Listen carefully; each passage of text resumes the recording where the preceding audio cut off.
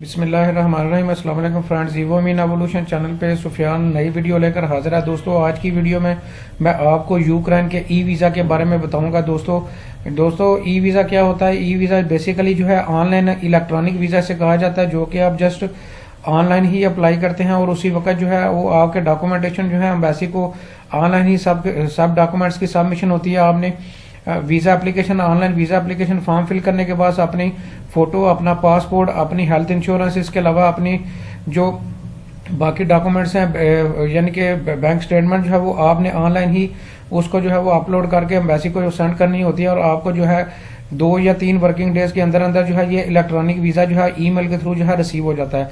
दोस्तों यूक्रेन का e visa जो है मैं आपको बताता चलूँ कि इस वक्त जो है ये कंट्रीज जो है वो शामिल हैं जो कि एलिजिबल हैं ई वीज़ा अप्लाई करने के लिए। दोस्तों इसमें जो है इंडिया और नेपाल एशिया में से जो ऐसे कंट्री हैं जो कि इंडिया और नेपाल से जो लोग अप्लाई कर रहे हैं, इंडिया का भी नाम इस कैटेगरी में शामिल है और नेपाल का नाम भी इस कैटेगरी में शामिल है।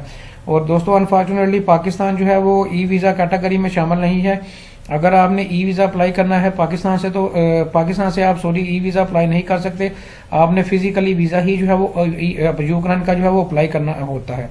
तो दोस्तों अगर आप इंडिया से और नेपाल से जो है अगर अप्लाई करना चाह रहे हैं तो फिर आप इलेक्ट्रॉनिक वीज़ा जो है ई वीज़ा जो है वो अपने घर बैठे जो है वो अप्लाई कर सकते हैं बगैर किसी वीज़ा सेंटर को विजिट किए हुए। दोस्तों इसकी मैं पूरी डिटेल आपको बताने जा रहा हूँ कि इसकी रिक्वायरमेंट्स क्या क्या हैं वो आपको बताने जा रहा हूँ।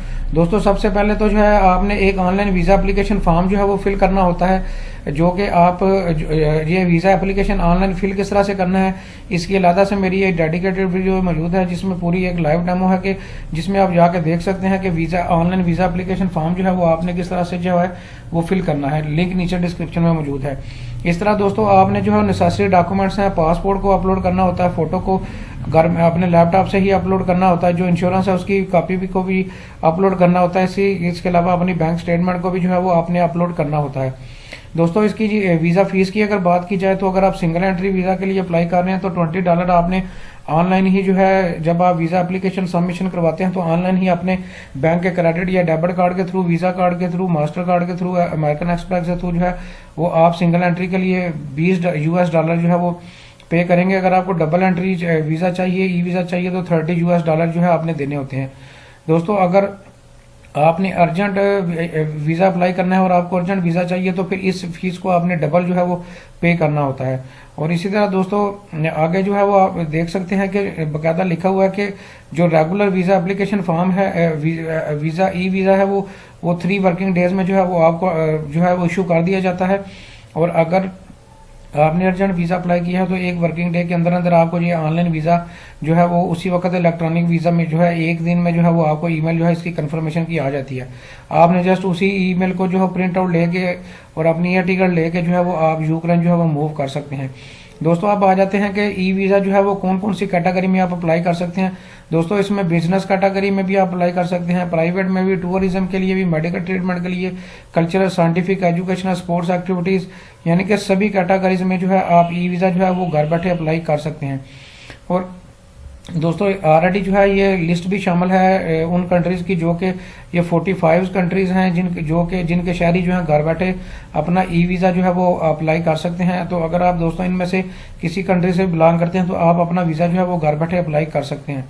तो दोस्तों ये यूक्रेन के वीज़ा के बारे में ई वीज़ा के बारे में कुछ इन्फॉर्मेशन थी जो मैंने आपसे शेयर की। और आपको ये भी बताता चलूँ कि यूक्रेन की इस वक्त वीज़ा सर्विसेज जो हैं वो कोविड की वजह से सभी जो है वो रिस्टोर भी कर दी गई हैं। इस वक्त कुछ अर्सा जो है वो यूक्रेन की वीज़ा एप्लीकेशन जो है वो बंद थी हर तरह की, लेकिन अभी जो है इस वक्त यूक्रेन की जो एम्बेसी है वो हर तरह की वीज़ा एप्लीकेशन जो है वो ले रही है।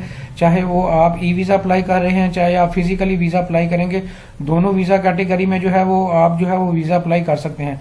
अगर आप पाकिस्तान से अप्लाई कर रहे हैं तब भी जो है वो एम्बेसी इस वक्त खुली हुई है। हर तरह की वीज़ा एप्लीकेशन जो है वो फिजिकली वीज़ा एप्लीकेशन जो है वो ली जा रही है।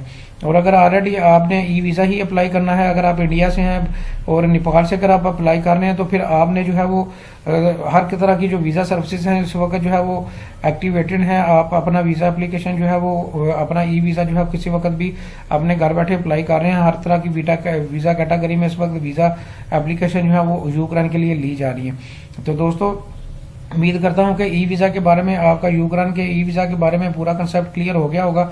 अगर इसके बावजूद भी आपका कोई क्वेश्चन हो तो आप कमेंट सेक्शन में पूछ सकते हैं। Thank you very much.